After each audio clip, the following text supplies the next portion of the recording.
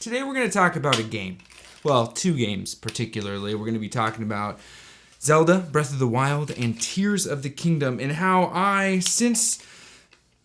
playing Tears of the Kingdom, and now that we're a little bit further past it, I actually think that it's a little overrated.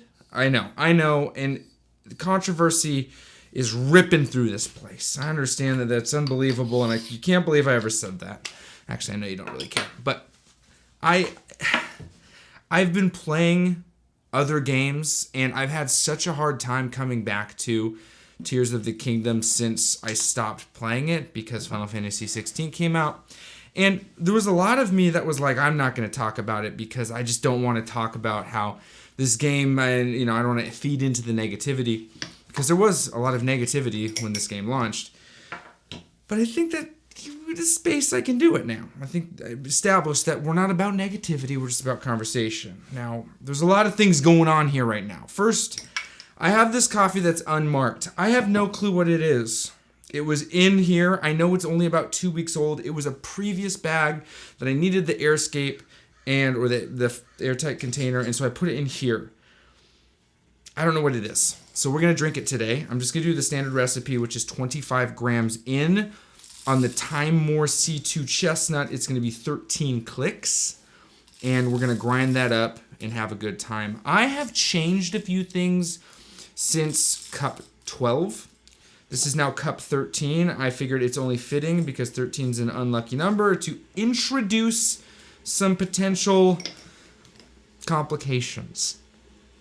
As you can tell, there's no more mic on my hat. And while that was very convenient while it lasted, I admittedly never really liked the way it looked. It got me going, it got the ball rolling, but honestly, I like having a boom mic, and as far as lighting is concerned, I have now set up 3 lights. My office, in fact, I'll take a picture right now. I'll do a little video so that you guys can see. I'll insert this, and this is what it looks like right now. All that. This light, that light. All this is what you're looking at. Pretty crazy, right? Yeah. So that's some of the little bit of editing. But what I realized was some of the audio was getting a little too tinny. And I figured with my nice boom mic, I'd be able to have a better sounding audio. Also, the grinder is not as loud because I don't have it directly pointed this way. And the coffee, or the water brewing, is also not as loud because the mic is massive. So I figured the sound is what I always pride myself on, and I wanted to make it a little bit better. Breath of the Wild and Tears of the Kingdom. Well, actually, this is something I have to be careful of, because this is directional. If I go like this, you don't hear me as well. But, it makes you feel like you're here, because if I walk over here, that's exactly what it would feel like I'm walking away from you. So, there's too much going on in my head. Tears of the Kingdom and Breath of the Wild. Let's see. Yep.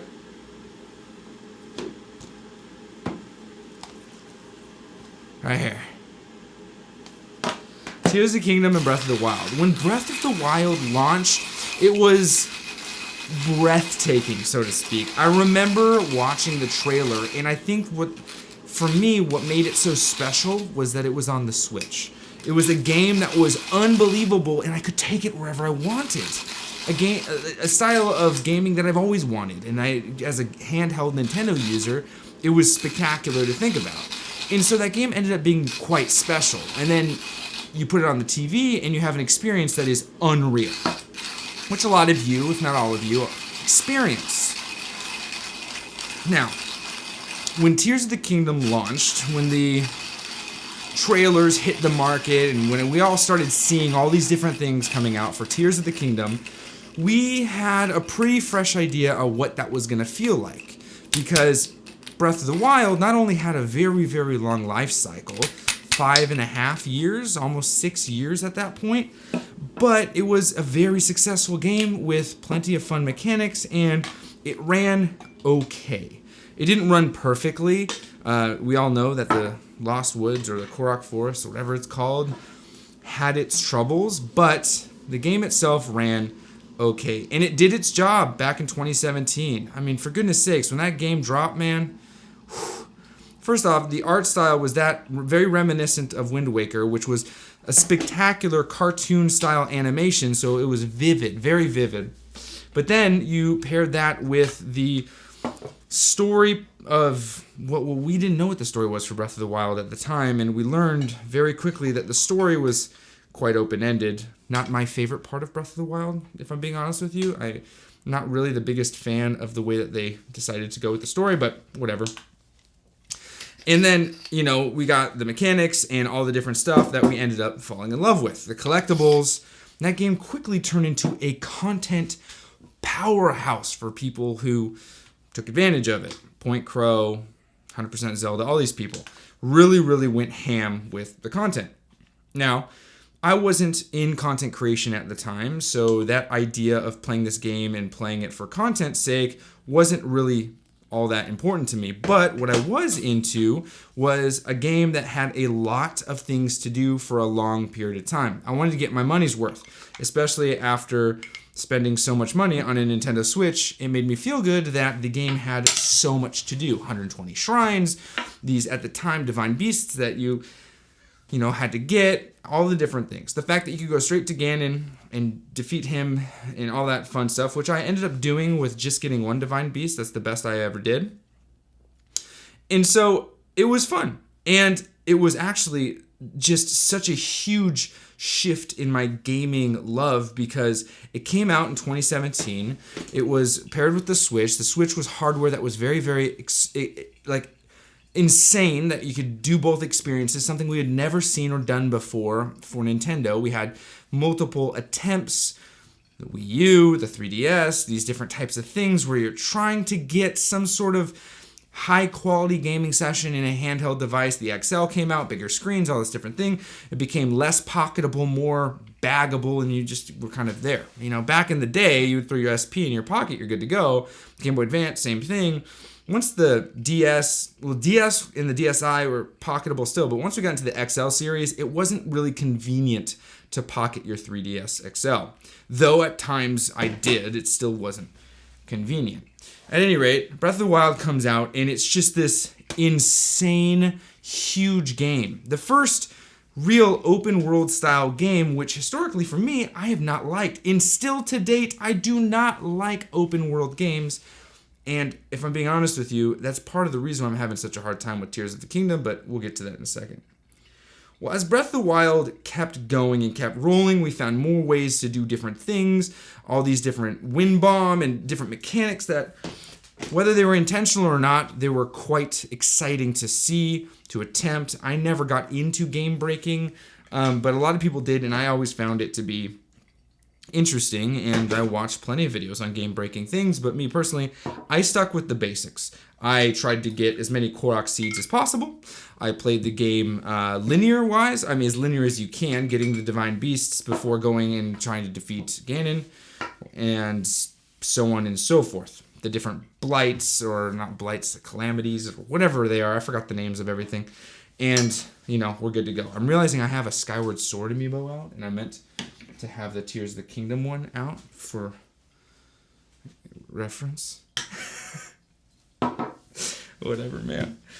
That game was just crazy. I took 4 days off of work. Maybe it was 3. I don't remember. My memory's very, very flexible. And I played that game tirelessly. And I continued to play that game. In fact, when I started this channel, the streaming series that I had started was Breath of the Wild. I think I got 19 or maybe 20 episodes in, where the only game that I played on this channel consistently was Breath of the Wild. I started a new game save file, and that's what we did. We did it 3 times a week. I think it was actually 2. It was at the height of lockdown. We couldn't really go anywhere, so we were all stuck in our home, and I got to play with you guys. There were some OGs, Mindstormers and OG. Another one, if they're still watching the videos, was Animal Lover. I believe one of them was that guy with a mustache, and we had these people in here, and it was spectacular. It was before I even got my Xbox Series S, and I spent plenty of time playing that game. I still have very fond memories playing it for the first time with my friends and sharing some of the stories of what we're doing and discovering at Apple. And Breath of the Wild was great, had replayability. It was something that I genuinely enjoyed. Now, after the Breath of the Wild came out, came Link's Awakening. And Link's Awakening was a remaster of the very, very game that got me started in the Zelda franchise on Game Boy. I played the original Link's Awakening, and then I ended up getting Link's Awakening DX for the Game Boy Color, which added the Color Dungeon, which they do have different elements of that here in the remastered Link's Awakening, but it wasn't, as powerful as when DX came out. I'm like, I can't believe I'm playing this color version. Well, I realized something when I was playing that very color version, when I was playing Breath of the Wild. It's that upon playing Link's Awakening, the remaster, which is a flawless, and I repeat, flawless execution of what a remaster should feel like, I realized, I don't know what that is. It's a little flat though. So whatever it is, it's old. Older than 2 weeks, that's for certain. It's good, it's fine. We'll just drink it. What I realized was I like linear stories. I do. And I know that there's game breaking that can happen within Link's Awakening, but still, I like linear stories, so it triggered something. I started going through older games, playing A Link to the Past, playing Ocarina of Time again, playing some of Majora's Mask, not most of it, because still to date I've never finished that game, and then eventually came out Skyward Sword. When Skyward Sword dropped, I despised my experience. And it had nothing to do with the game itself. It was all mechanics. The mechanics were atrocious. I started by using the normal the motion controls. I thought that was gimmicky and I really disliked it. And then I switched to button controls and it was so all over the place and my mind couldn't switch that I ended up shelving the game and still haven't played it. And I am in a much better place now and I want to play it and I will play it. I absolutely will play it. I'd love to stream it, but as I said in Cup 12, streaming for me is very difficult. I'm realizing that I actually might be able to do it on Mondays, but I'm not making any promises, and I will not make any promises, because the only thing that I can consistently make are these Cup videos. So we're just going to stick with that as the promise, and anything else is going to be gravy or whipped cream on top, unless you don't drink with whipped cream, which I know my good boy Henry doesn't drink with whipped cream, but that's okay. See, the slurp isn't even as bad with this new mic. Or as old mic, new setup. I realized something when playing games, older games, the original Zelda even, and not Zelda 2, but some of these older Zelda games. I like a linear story. For goodness sakes, it's the very reason why Sword and Shield were hard for me to play, although a little bit of a linear motion to it somewhat, and Scarlet and Violet, Pokemon-wise, are absolutely out the door for me, is because I like linear stories. When Tot K dropped, I initially got into it. It was a very emotional experience because I was feeling the feelings that I had when I played Breath of the Wild for the first time, much like a lot of you were. And when playing Tears of the Kingdom for the first time, I was like, holy smokes, I get to relive the very game that changed the way that I felt about gaming yet again as a full-grown adult. It was a special moment. I believe I even cried on stream like a baby, because I'm a silly goose. But upon further gameplay, I realized, well, there's something that's just feels a little bit off. And I played more and more, and it felt off. And then more. And I realized, it's not that it felt off, it felt familiar. And that was the very problem that, well, started to create this gap for me. More Tot K, more of this familiar feeling. More Tot K, more of this familiar feeling. And the familiarity wasn't like, oh man, this feels like I'm home. It felt like redundant almost. Now, I want this to be absurdly clear. I think that Tears of the Kingdom is the best open world Zelda to date. I think that Tears of the Kingdom, in most instances, is better than Breath of the Wild. I think that Tears of the Kingdom has far more to do, is more robust, runs better, and if I was to take two and say, which one should you get if you've never played one, I'd say here, take Tears of the Kingdom. You're going to have more to do, and I'm expecting some expansion stuff, although the expansion stuff on Breath of the Wild is fun because you get a motorcycle, but still, if you want to play one, Tears of the Kingdom's the best. But, I'm sitting here looking at Tears of the Kingdom and going like, I cannot help but have this feeling of redundancy. This grueling task of completing all of the shrines and exploring now the depths and all the different things, while it's immersive and very, very spectacular in a lot of ways, feels like I've already done this. I've already put in all the work. And you top it all off with the fact that the story, though there's much more story in Tears of the Kingdom, far more than there ever was in Breath of the Wild, but the story still functions in a very open world-esque kind of way. For me, the stakes felt low. Unbelievably low. So low that at no point during my gameplay did I feel obligated to continue. In fact, it got to a point when I was playing a couple games at once and then started playing the game of which I've mentioned many a time, Final Fantasy XVI, which in 2023, the world of open world, the time when everyone wants to be able to make all the decisions for yourself, you get to do whatever you want, however you want, you can make boats and ships and all this stuff in Tatke. You can play however you want in Starfield. You can do all these things and do whatever. Minecraft, it's already been around. It wasn't necessarily on the table, but still you understand where I'm coming from. Or multiplayer games. Final Fantasy 16 goes, we're going to go one direction. Forward. So much so that you're going to hit story beats that once you say continue, you will not be able to go back. And if you sell this item, you cannot get it again, ever. In fact, if you want the Ultima weapon, a mistake that I almost made, if you sell one of the items in the progression to get the Ultima weapon, you will not be able to purchase it back. Crazy. They didn't just say we're going linear. They said we are going hardcore linear. And they said it's only one direction and one to go. Sure, there are some bits when you can open up and have side quests and do this, that, and the other, but it was linear. And in that very moment, I looked at Tears of the Kingdom and I went, aha.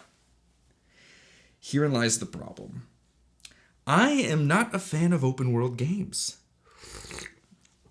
And I don't know if you share this sentiment with me, or if I may be out to lunch for this, but I just don't like them. Even my very favorite franchise, or second favorite to Mario, I don't love it. And so here comes the criticisms. Here comes my problems with Tears of the Kingdom. I think that there is an element, and Starfield suffers greatly from this, and if you're a huge fan of Starfield, fight me in the comments. Let's get a little bit crazy with it. But Starfield is a perfect example of here is everything you can do and anything you can do. Just go for it. More is better, right? No.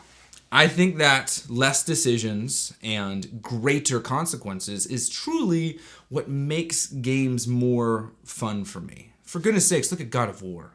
It is a linear, almost track-based game. You are going one direction. Sure, you may repeat certain levels once you get different elements and stuff like that, or even Metroidvania games. These games are the epitome of less is more. You have very few decisions you can make. But the decisions you do make have consequences. I believe that to be tremendous. And when it comes to storytelling, that's huge.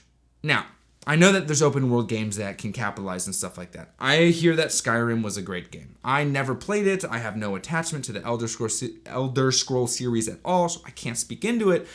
But I do understand that there is a fan base there and that the game was good. No arguments with that. Simply what I'm trying to say from my point of view, and I haven't seen people talk about it this way, from a positive point of view, right? This is a positive point of view. I think that more is not better for me. Tears of the Kingdom has four main big things. You have the main story, which I would say actually is the fourth, the least of the big things. You have, are they shrines? Are they called shrines? Let's just call them shrines. Shrine hunting. You have side questing and the fateful Korok seed hunting. Now, Korok seed hunting actually is not important, but whatever. What I'm trying to say here is the amount of content that exists. The least amount of content is the main story, right? You have a few story beats, you have some of these temples that they call them temples, but for lack of a better term, they are basically just the divine beasts. They are by no stretch of the imagination temples like you would get in Ocarina of Time, or even Wind Waker, or Skyward Sword for that matter. They are not. A temple is item guarded. That's at least the way that I see it. You cannot go to this temple because you do not have this item. I'm sorry, not going to happen. But Breath of the Wild and Tears of the Kingdom don't function in that space. Sure, some of them may be ability-based, but you get all the abilities pretty up front. Yes, when you go through a temple, you may get some additional abilities, but for better or for worse, those abilities are, with the exception of maybe a couple instances, useless? Again, this isn't a criticism for Tears of the Kingdom, but it is indeed why I'm having a hard time getting as immersed in the game that I was already so hyped up for. I think it is a beautiful, beautiful addition to the Breath of the Wild franchise, and I say it that way on purpose. Because I don't see it as DLC. There's far too much there for it to be called DLC. But I do see it as almost an alternate way of playing Breath of the Wild. They added this new mechanic, the Ultra Hand, which people have loved. And I think it's pretty cool. But I'm going to be honest with you. I don't love it. I don't even use it that often. My weapons are wildly underpowered because I don't try to pair it up with different things to make more powerful weapons on purpose. I just don't love the idea of it. Now, the durability thing in Breath of the Wild and Tears of the Kingdom were two things that I already didn't love, but they were never a problem for me. But the fact that these weapons need to be paired with another item, otherwise they're absurdly fragile, is kind of annoying to me. I think when it comes down to is I really like adventure games. I really like RPGs. And when it comes to one of my favorite franchises and another one that I particularly enjoy, favorite being Zelda, particularly enjoy being Pokemon, I like linear. Let me know in the comments as we talk about this if linear is something that you also like. I know for Pokemon, the open world stuff no, I can't do it. Arceus couldn't do it. I have it purchased because I got it for $20. I'd sold it and I purchased it again because I'm like, I should probably own this. I think it's another cellophane wrapped one. Indeed it is. Cellophane wrapped. I think that a story really dictates the experience personally. And I think it's very safe to say that the story in Breath of the Wild is non-existent. And the story in Tears of the Kingdom, though it is existent, isn't as compelling. Now I know Tyson's going to come after me. Because, hey, I'm full disclosure, I am everywhere. I've gone up to the 4th temple. I haven't gone all the way past that yet. I wanted this to be different. But I think that for me, this was just like, hey, check out what we can do with Breath of the Wild. And to that, I say, holy smokes, you guys can do a lot, huh? That's pretty freaking cool. I like that. That's awesome. But if the actual question is like, hey, check out this game, I look at it and be like, maybe this just isn't my cup of coffee. And it's taken me a while to be like, dang, I want to love it. But I don't. I like it. And that, after Breath of the Wild, honestly, is weird. When you're so passionate about something, and I'm not going to sit here and be like, they let me down. It's freaking video games. They didn't let me down. None of my life is contingent on them succeeding, right? I have no stake in the matter. I don't have any financial obligations when it comes to, or financial ties to this franchise. It simply is an entertainment piece, much like Star Wars. Star Wars is something that I find, that at one point I found to be important, and now I fully realize it's just a silly made-up thing that I do enjoy. Hey, I didn't like the sequel stuff. I didn't find it particularly interesting. There are some bits and pieces that were cool, but I didn't like it. Did it ruin my day? When I was a little less mature, yeah, sure it did. But now at this point, I'm like, I have no stake in this. Doesn't matter. And with video games, it's very similar. But when it comes to a hobby, let's talk about it from that standpoint. And as a hobbyist, I hold Breath of the Wild and I think, oh, man, the memories, the extremely awesome times I had in this game almost make me want to pick this game up again before I go through this one. And that's really weird. I think like different parts of the game, right? I like the way that you have some more side quests in Tears of the Kingdom. I do enjoy side questing. I think that's kind of fun. Some of them are goofy and wacky, but I think that's kind of fun. I don't like the depths. I think the depths are kind of just like a thing to exist. It's too much. It's too dark. It's just, there's so much work. It's so overwhelmingly large. And maybe that's just an open world thing. And I don't need it. I think for me, when it comes to Zelda, Breath of the Wild was such a powerful game to me. Like holy smokes, this game was really awesome. And it brought me back into gaming as an adult man. And I was like, this is so cool. But if I had to like put my flag down and be like, yo, this game I die on the hill for is like my favorite Zelda game. I mean, I'm going Ocarina. Honestly, I've played through Ocarina probably a dozen times. I have almost memorized it. Almost. I don't know where all the Skulltulas are, but I can make my way through, and without the help of a guide, I can do the water temple. You name for me someone else who can do that, huh? I can do the water temple in Ocarina of Time, so hey, if I do say so myself, that's pretty darn cool. Oh, God. And then after that, I'm giving it to Link's Awakening. I hope that the next Zelda is somehow linear.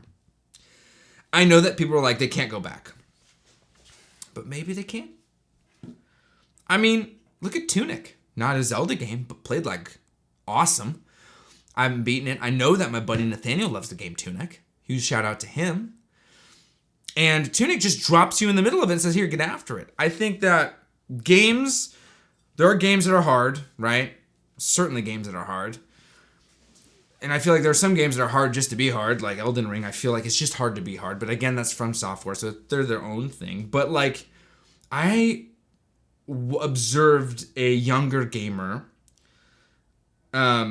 screaming about how older gamers are stuck in their ways and need to just get over it. Their old games suck. The new games are the way to go.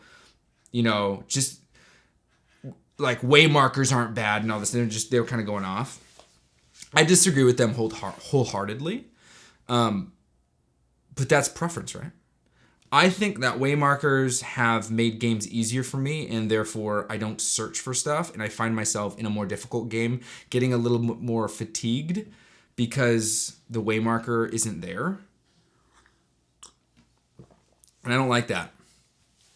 I should be able to work for it. I don't think there's anything wrong with that. So, Tears of the Kingdom is a game that I truly like.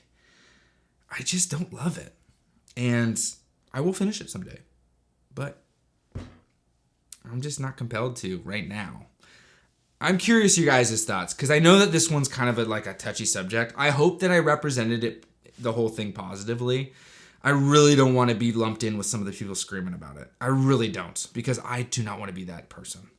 I don't want to be lumped in with anyone screaming about anything. This is video games. It's pretend. I mean, it's real, but you know what I mean. There's certainly nothing to scream about. All right, I'm all done. Cool. Happy gaming. Oh,